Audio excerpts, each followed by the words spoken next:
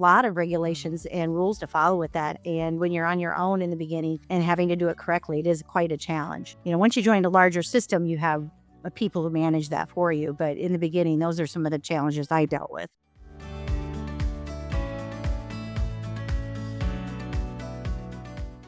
Well, welcome back to the Developing Doctor podcast. There is a quiet tension in healthcare that we don't often talk about enough, and it shows up in small moments. There's a frustrated email, a rushed meeting, an offhanded comment in the hallway, a sense that they just don't get it. And I'm talking about the relationship between physicians and administrators. We work in the same system. We entered healthcare likely with the same values and goals, but it sometimes feels like we're on different teams and speaking entirely different languages. But when it works, when that relationship or that dyad is aligned, when there's trust and alignment and shared purpose, healthcare becomes something else entirely. It actually becomes fun again. And more importantly, it becomes human. So that's what today's episode is about. And that's why I'm so excited to have these guests here. Because if we're serious about bringing a heart back to healthcare, we can't just focus on patients and providers. We have to focus on the relationships between physicians and leaders and the people who really know how to keep the system running. And let's be honest, that's not always physicians. So today I'm joined by two incredible leaders and people that I'm proud to call friends who have spent decades on the administrative side of medicine, supporting physicians, building practices, and navigating some of the most significant transformations that have happened in healthcare. So Kris Zeller spent over 40 years in healthcare administration, including nearly 3 decades as the executive director of cardiovascular medicine PC. She helped grow the practice from just 3 physicians to more than 40 providers and over 200 staff, guiding it through expansion, digital transformation, and its transition into a national cardiovascular network. Along the way, she played a key role in physician recruitment and early career development, helping to launch and sustain countless careers. Roxanne Meyer brings a complementary and equally powerful perspective that's rooted in primary care. What I love is that her path to healthcare wasn't as traditional, so she began with plans to become a PE teacher, but pivoted to become a certified medical assistant, drawn by the desire to help others, likely that same value of service that calls physicians to healthcare. And within just 6 months, she stepped into a leadership role as an office manager in a pediatric clinic. She worked there for nearly a decade before becoming the administrator of a family medicine practice. And that's where her career really took off. She spent 28 years in that role, helping to grow the practice to 13 providers, navigate multiple EMR transitions, and ultimately guiding the shift from an independent practice to joining a large healthcare system, Unity Point Health. Along the way, she developed her leadership through mentorship and through continued education and involvement in the Medical Group Management Association. So together, Kris and Roxanne represent 2 sides of the same coin: specialty and primary care, large and mid-sized practices, and traditional and non-traditional leadership paths. And today they're here to help us better understand how physicians and administrators can work together, not against each other, to bring something and build something better. So Kris and Rox, thank you so much after that introduction. I'm excited to have you here. We're happy to be here. So that was kind of a wordy introduction and likely really didn't capture your story. So I'd love to just hear from each of you how you wound up in the administrative chair and what your paths looked like from your perspective. All right. Well, like you said, my path was non-traditional. Healthcare looked a lot different 40 years ago. So what I did probably can't be reproduced today. I'm very fortunate. I started at the ground level. I could do everything both clinically and clerically in the practice, which I think helped me get credibility with the physicians that I was working with. And it was a small group. So I think back then I always had leadership tendencies growing up, my involvement in things in high school and 4-H and those sorts of things. But joining this practice, I had good mentorship with one physician in particular. And I think the biggest leadership skill that he taught me was that relationships matter.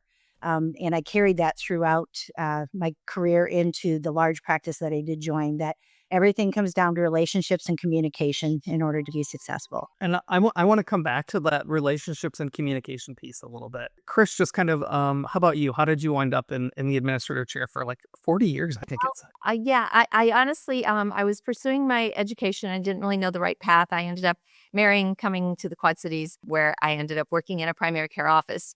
And I started out, it was a small little office, one physician, and it didn't take long before I realized that I was the office manager. I don't know if it was by default or just the way things happen pretty quickly.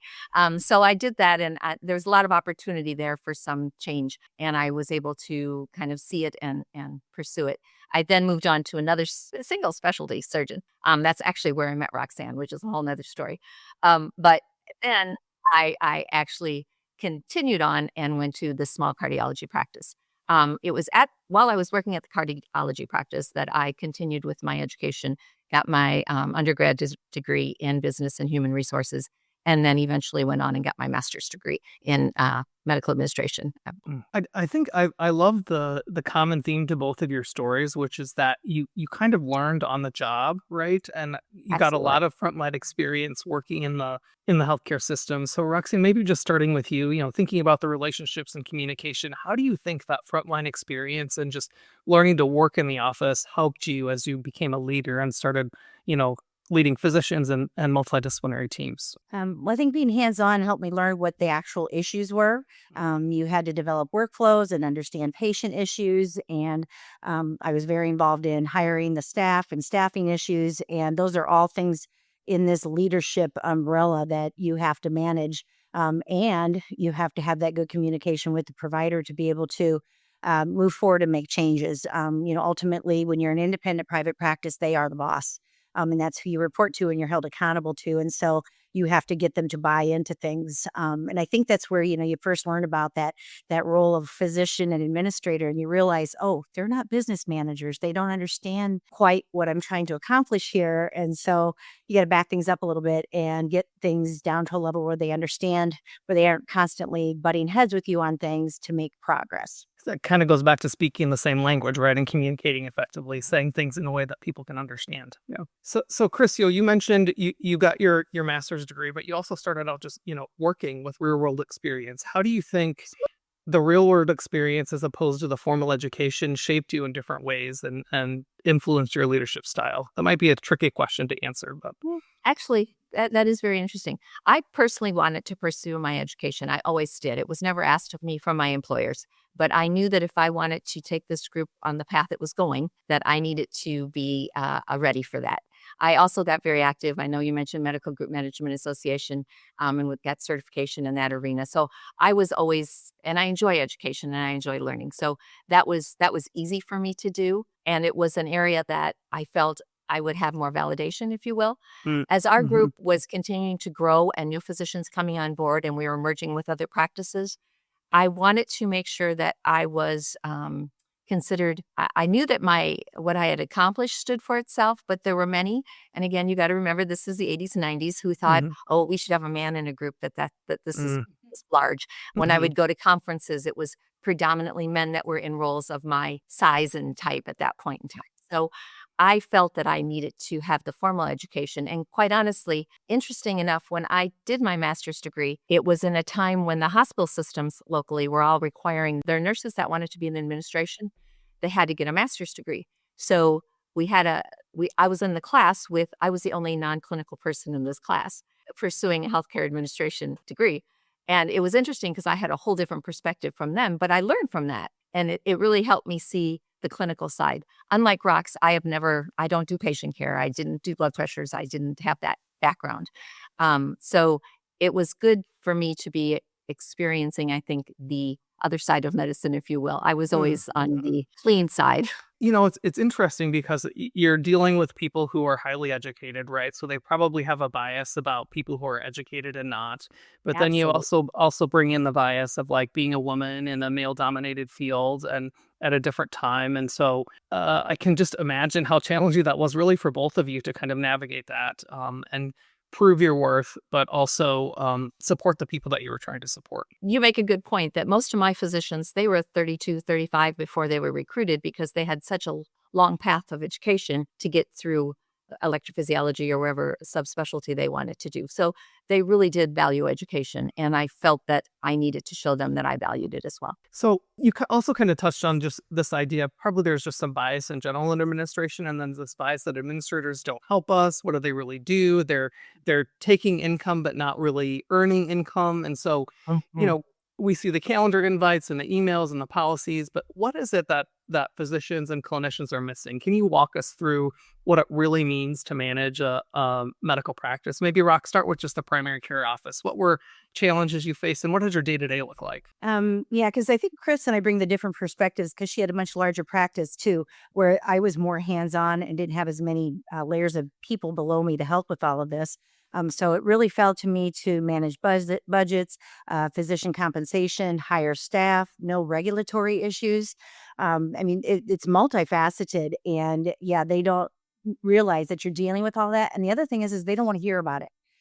They just know what they want and they're living in their little space. And they just want their day to go well. I was very fortunate that I have always worked with providers that believed in communication. We met every other week on a regular basis. In the beginning, we met weekly, and then it eventually evolved to every other week. But having people who are just as committed as me really, really helped. And I don't know that many practices have that. I was quite the anomaly, I think, especially when later down the road we joined a large health system. I would get feedback like, "Oh my gosh, I can't believe you get your providers to meet with you once a week," and it was just our normal. And it's what made us successful. So I did have a real big hand up by having cooperation. So there's something about looking people in the eye and talking to them, right? Which is, as we're speaking over Zoom, it's a little bit ironic that I say that or on a podcast. But what's an example of? I mean, I hear that all the time. There's regulatory requirements or things that are needed to be in place for us, for the clinic to function. Like what's an example of one of those things that if it didn't happen, like none of us could work? Is there something that just comes to mind? Well, I dealt with a lot of CLIA issues because we had a lab. You also have FMLA, which that got invented after Kris and I became administrators. Absolutely. Unfortunately, that wasn't a thing when I had babies. But, there's a lot of regulations and rules to follow with that. And when you're on your own in the beginning and having to do it correctly, it is quite a challenge. Once you join a larger system, you have people who manage that for you. But in the beginning, those are some of the challenges I dealt with. I did have layers by the time I retired, but as we grew, I was the HR department. I was many, many things as we grew up. So I think that gave us a lot of knowledge because we played in all those worlds, if you will. We also had things like being in cardiology. We had a lot of Medicare requirements. So we had the initial of PQRS and all of the quality initiatives that Medicare threw at us that some of them were elective, but we knew that if you didn't participate in them at the beginning, when they became mandatory, you weren't going to be good at doing that. So we had a lot of those types of initiatives, quality initiatives. Quality was the term that they used, but sometimes they were just making sure you checked all the boxes. So that was certainly a challenge with the regulatory. I also, for good or bad, we had some legal issues and when you're dealing with a lot of physicians. And so I was involved in, many, many different activities that were challenging over the years. Yeah.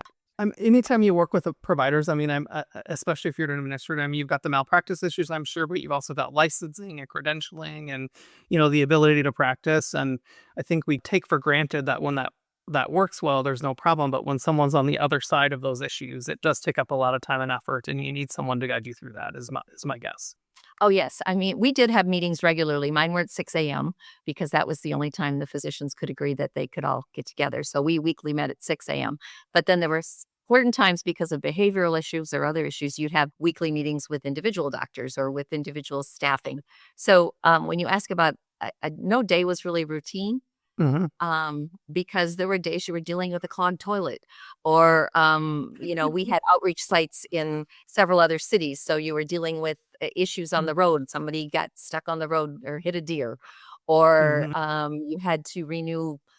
There was just so many days were really varied. And I like that, to be honest with you. I think I wouldn't have stayed in my role for as long as I did if it wasn't always constantly growing and constantly challenging and changing. To me, I feel like Rox did. I was very fortunate. I worked with a very good group of physicians, only had 2 presidents in all that time.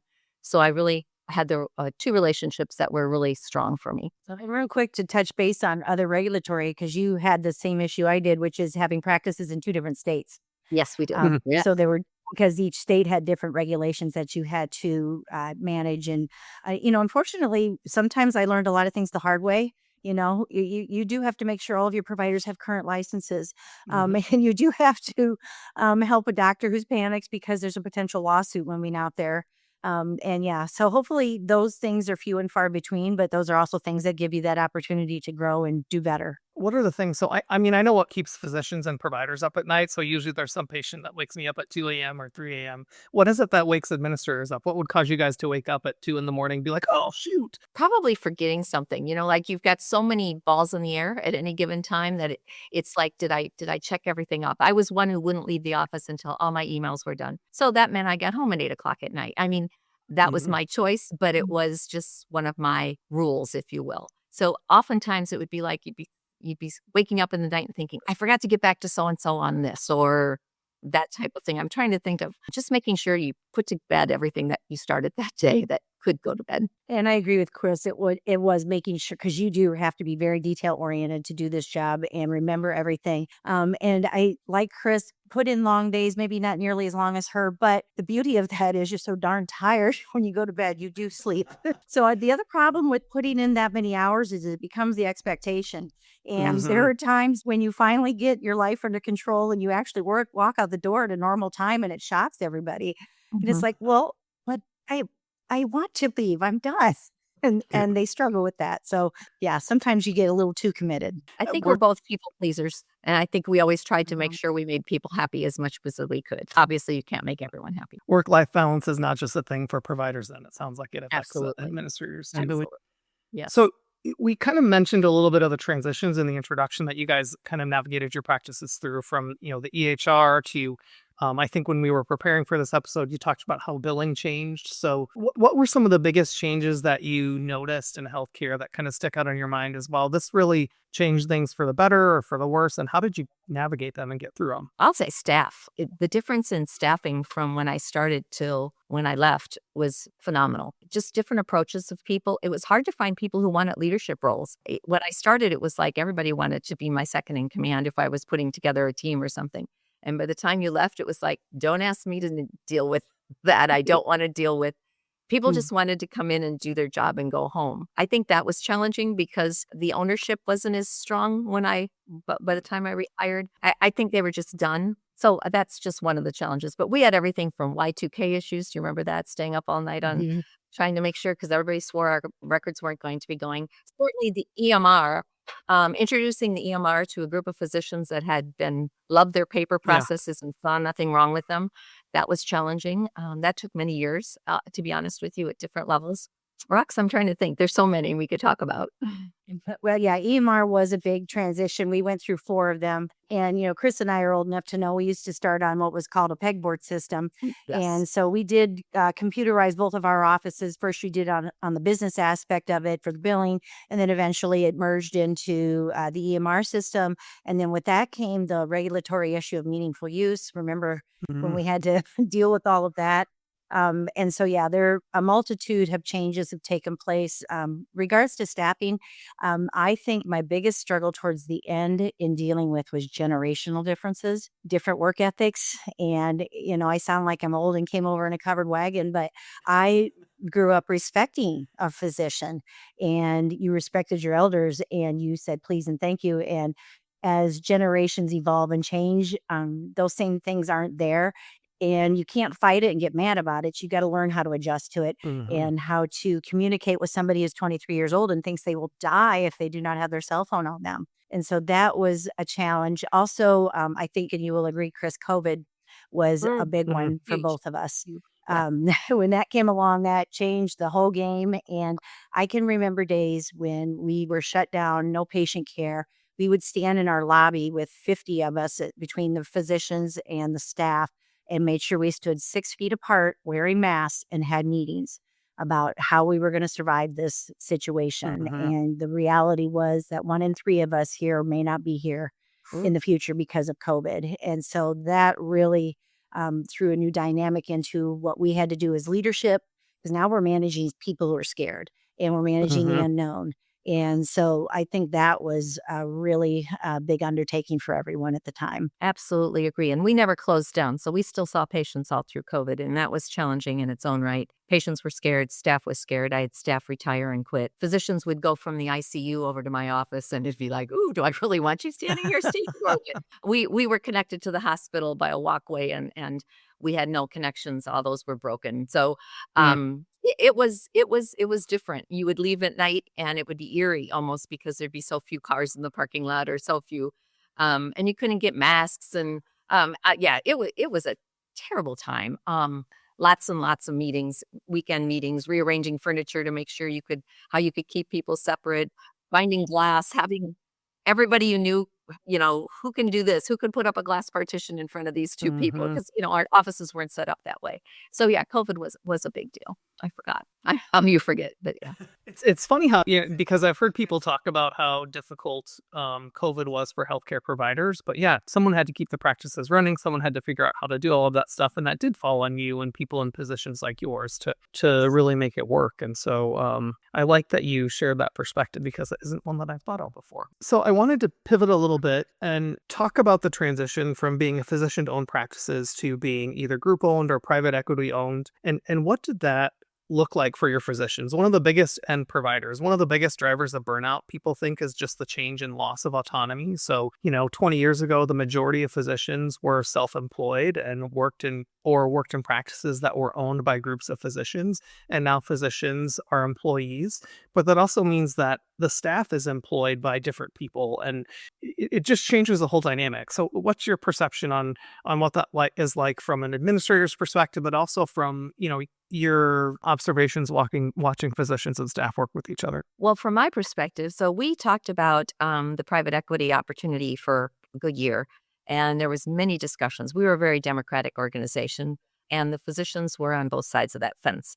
So there were lots of discussions. There were lots of lobbying and politics involved by the time we finally made the decision. And the amount of information that the private equity organization needed from us was phenomenal. We had to go back 20, 30 years worth of data. And I'm like, there's no way, because I had been there for so long, I was able to find some of this information, but it was absolutely crazy how much work it was just to get us to that point. The opportunity we felt at the time was that some of the headaches that we have as a private practice, health insurance was challenging for us because we're not big enough to get rates like the hospitals, but we're too big and we have a lot of, issues within our staffing sometimes. And just opportunities like that we were really hoping for. And that's what we thought that being united in the private equity would do for us. And unfortunately, that took a long time to get done. So when I retired, we had been with private equity for just a couple of years. And I don't even think it was fully there yet. I think today you're going to see that differently. I do think that recruiting physicians when you were privately owned and recruiting physicians when you're in a new environment was different because it was hard to tell them what the future would bring. There was a lot of confusion and a lot of challenges with just what's compensation mean? What's my ownership in? What's this organization going to do? Where do I fit in? And it was a lot of unknown. And I left during some of that, so I really can't tell you all of that. But I will tell you, it was my comfort level was always in the physician owned because that's what I knew. That's what I grew up with. Rox had a lot more experience because she was with Unity Point for a lot of her career. Yeah. So when we made the decision to join Unity Point, we actually we knew the landscape in healthcare was changing, and we knew that to remain independent was just not going to be viable for too long. And so we did due diligence in looking at 3 different health systems. Landed with the system, which I'm very proud of my physicians for this. They were not the system that paid the providers the most. It was the system that had the best health insurance benefit, the best PTO, and the best pay scales. I was able to convince them that if we join the system that's going to pay the most money, we're going to lose our employees to the other health system because they pay better. And you got to you can't run this practice without your employees. And so we managed, that was a year-long negotiation and figuring out which path we wanted to take. And then once we decided on Unity Point, then we had to get it on a new EMR. So that was challenging. But I think the biggest challenge for the providers was the rules. Unity Point has all these rules and they didn't like the rules. And I said, wait a minute, we've always had rules. They were just your rules. Now there's somebody else's rules, but life is full of rules. We've always had the rules. And so I think you throw the rule changes at them and the EMR changes all at the same time because they wanted to hate the EMR that they were going through. So eventually things settled down and got much better. And they realized the rules weren't so bad. And I also think people don't like to be told what to do, no matter what organization or line of work you're in. So it was just a part of life, and we got through that. So, and then that's shortly after all that settled down, we thought, yes, life is good. That's when COVID hit. So I was very glad we were a part of that system, though, because they really, we would have been on our own, and financially, I don't think we would have made it. Kris was very fortunate that, based on your size and your resources, you were able to get through that. I'm not confident we would have. And so very thankful to have been a part of that system. And I think the the control that you lose when you join no matter what other system.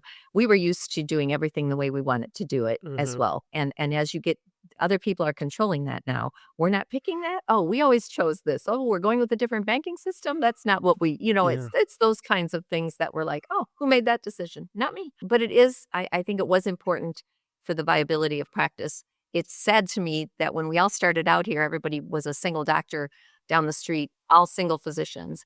And now you don't see that at all. And you rarely see any physician coming out of training that doesn't look to be employed. Yeah, I agree. And I think that, you mentioned the rules, and it's funny because I've worked at a university healthcare system my entire career, and there are lots of rules in academic medicine and at universities, but they're actually kind of comforting much of the time because I know that everyone's going to be treated the same way. And if Sure. something goes wrong, I know that there's a process in place to deal with it. It's not something that someone's going to have to make up or figure out like someone's probably seen it before because it's a big organization that's dealt with a lot. But I do think the rules are also where there's a lot of friction. And so what is it that you wish physicians truly understood about administrators, so people in the leadership positions, administrative positions, but also about the administrative structure in general? Are there things that you think physicians could learn about that, about the people and the processes that are in place? Well, I have to say my second president, the one I spent a lot of my career with, he actually had the insight, and he would say to me frequently, Kris, it's unfortunate. You don't get to see the good side of medicine. And the first time he said it, I'm like, what? And he said, you see our problems. You hear us complaining. You have the patients. When a patient gets to me, it's usually there's very angry. There's something bad happening. Staffing was the same way, contract relationships, those kinds of things. Everybody came in and I got all the issues and the problems. He said, you don't get the advantage of when I walk out of here and I treat that patient and their family is so grateful, or I see a patient who's done so much better because of the medication choices or the procedures we did or whatever. And it really was very, I don't know, it was very comforting for me that he recognized that long before I did. And I think that's something that I would ask all physicians to realize, that we don't get to see that. I don't get to see those patient interactions that really are the gratifying aspect as to why everybody's in medicine, right? In healthcare. To me, I got it secondhand. I would see people on the street and say, oh, I just love Dr. So-and-so, or, oh, he was so good to my mom, or, oh, can you get me in here, or whatever. And that was always very gratifying, but never really having those same relationships that you do with your patients. Well, and I think it's important to get a physician to understand that we're there to help them and work with them, not against them.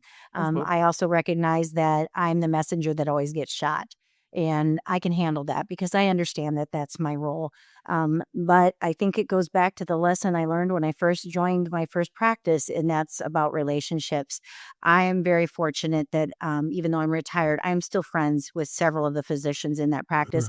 And it's those friendships that really help the job. And sometimes they challenge the job when you're friends with the physicians. But I think the friendships turn into compassion and empathy. And they can talk to their partners about some things on my behalf that perhaps I'm not getting my message across and somebody wants to shoot the messenger for.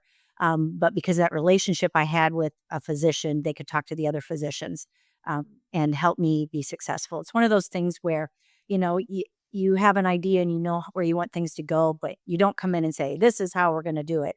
You have to work out a way to get them to come to the same conclusion that you knew you wanted to end at to begin with. And that way they feel good about it too. And they feel that they were part of the process. So, for me, it goes back to the relationships. If as an administrator, you can stay in your job as long as Kris and I have, and you develop those relationships, it's awesome because they can be very, very useful. Absolutely. So, thinking about those physician relationships and the people that you worked well with, what were the skills that they had that allowed them to work well with you and maybe work well outside of the clinic room? Or maybe conversely, what are the skills that you wish they had would have made them more effective partners? I think for me, the qualities that were beneficial were the ability to listen and know that sometimes I'm not looking for you to solve my problem for me. Just listen to me when I need to talk.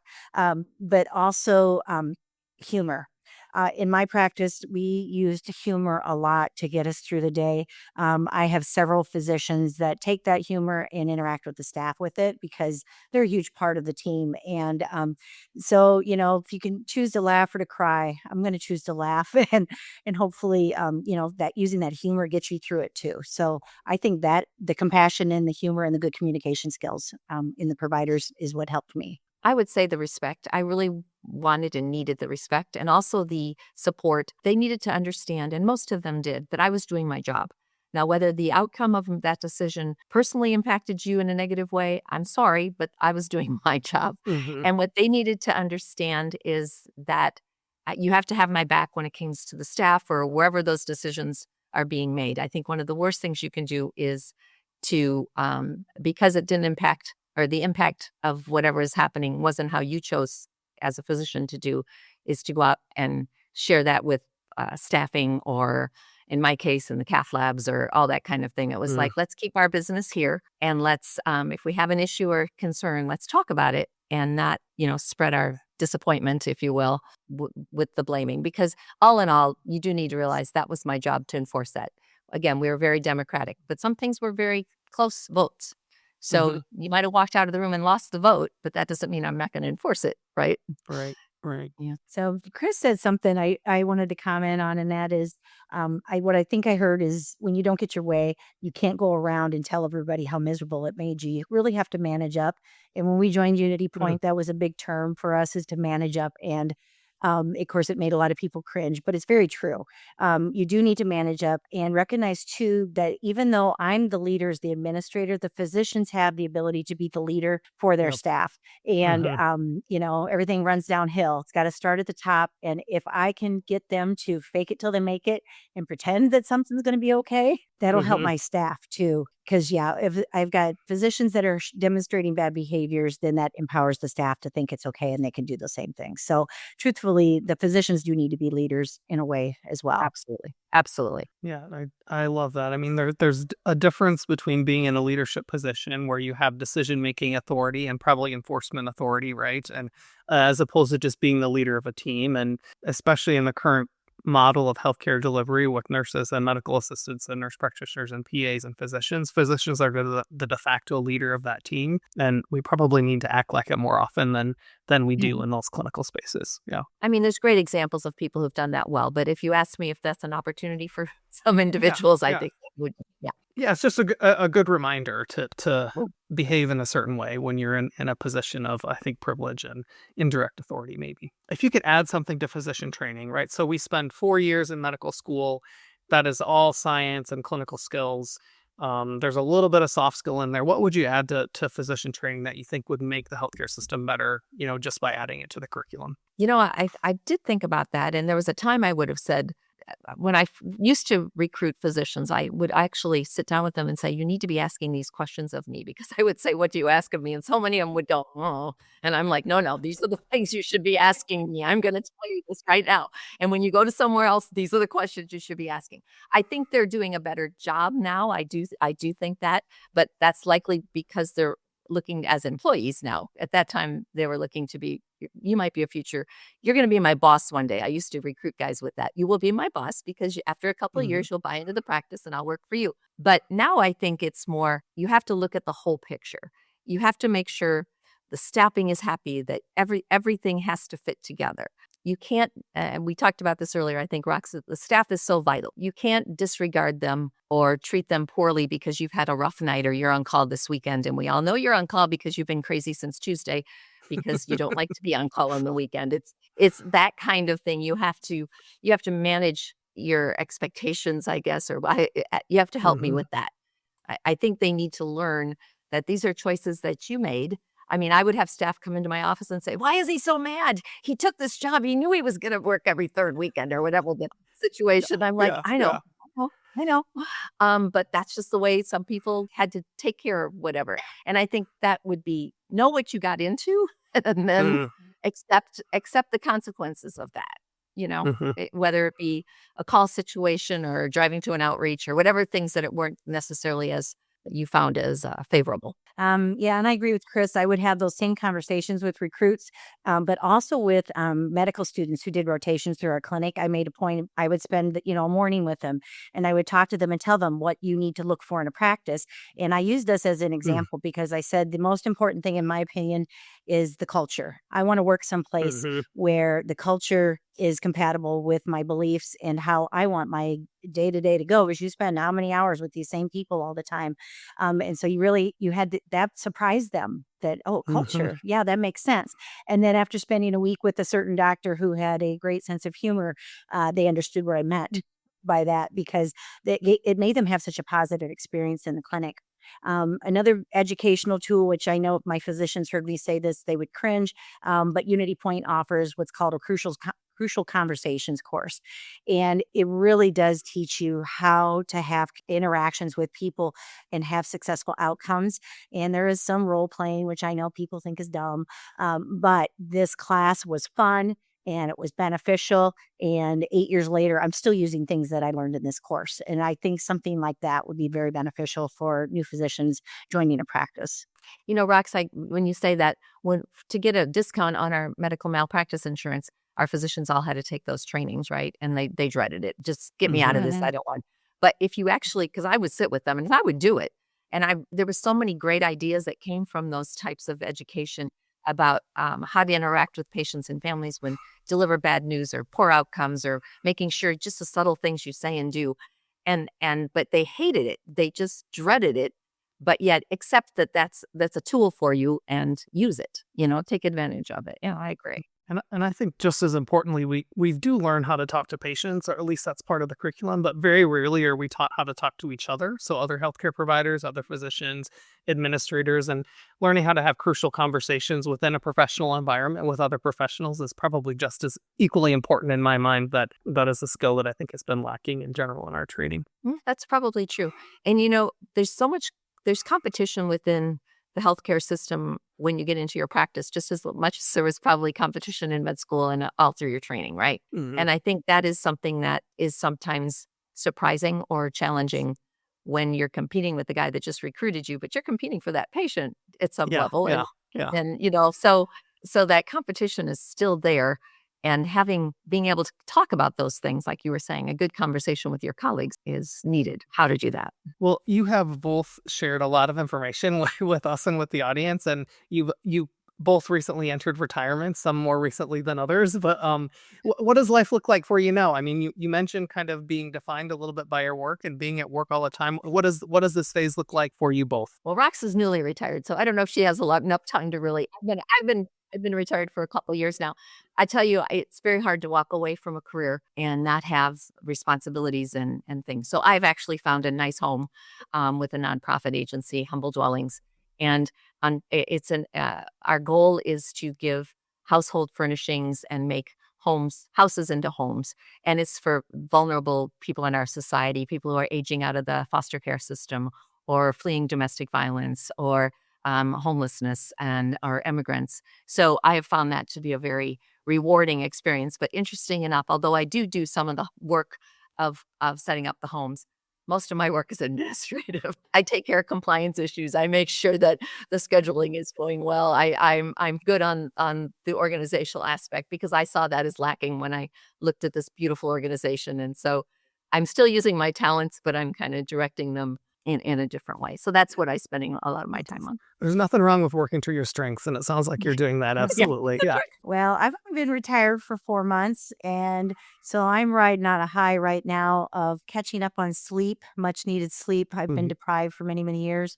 So it feels wonderful. I'm enjoying this beautiful spring weather and riding my bicycle. I do use my skills and talents with my church. I'm the AV director at the church. And so I put the program together on a computer system. And every Sunday I push it out to the TV screens and play the music and all of that kind of stuff. So I do keep my hand in that realm somewhat, I guess. But I have two parents in their 80s that are very fun and active, and so I'm enjoying spending time with them and riding my bicycle. And yeah, it's only been 4 months, so I'm doing great. But it sounds like you both have found a way to work service into your lives after retirement and kind of maintain community, which I think were things that came through from your conversation earlier. So that's great. Well, thank you both so much for your time. I think if there's one thing that we take away from this conversation today, it's that healthcare was never really meant to be an us versus them or physicians versus administration structure. It was always meant to be a team working together towards something bigger that none of us can accomplish alone. And that kind of partnership doesn't happen by accident. It requires understanding, communication, culture, and community. And it requires seeing the human on the other side of the role or the person sitting across the table from you. So to Roxanne and Kris, thank you for the decades you've spent building practices, supporting physicians, and quietly shaping the care patients receive every day, even when you don't get the acknowledgement and get to see the good side. And to those of you listening, this is your reminder. The system isn't something that is separate from us. We are the system, and we get to decide how we should show up inside it. Until next time, keep developing.